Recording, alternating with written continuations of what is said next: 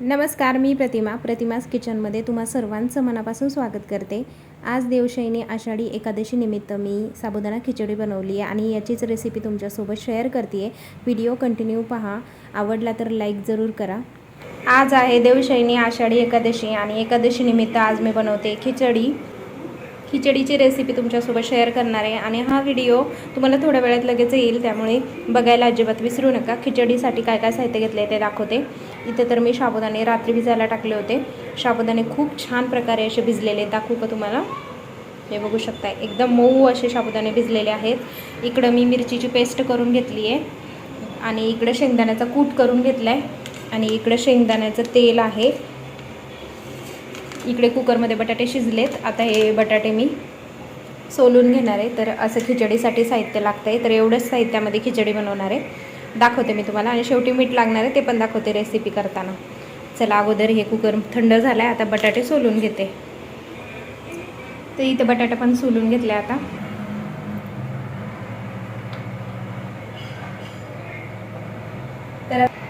तर आता कढई गरम झालेली आहे, त्यामध्ये मी 2 चमचे तेल टाकलेलं आहे, शेंगदाणा तेल। तर आता तेलामध्ये लगेच मी मिरची टाकून घेते।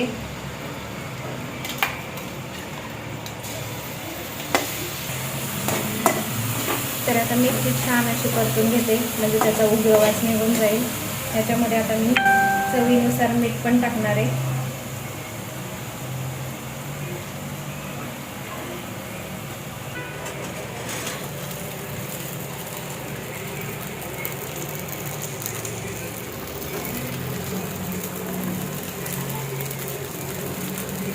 ते टाकून घेतलेले आहेत।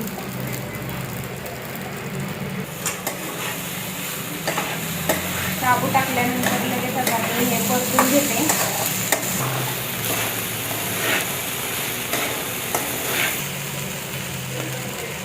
आता ह्याच्यामध्ये मी उकडलेला बटाटा टाकते।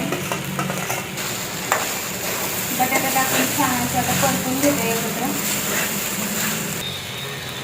आता त्याच्यामध्ये टाकते शेंगदाण्याचा कूट। आता शेंगदाण्याचा कूट टाकून घेतलाय, आता छान असं परतून घेते। जवळजवळ आता खिचडी आपल्याला 5 मिनिटे चांगली अशी परतून घ्यायची आहे।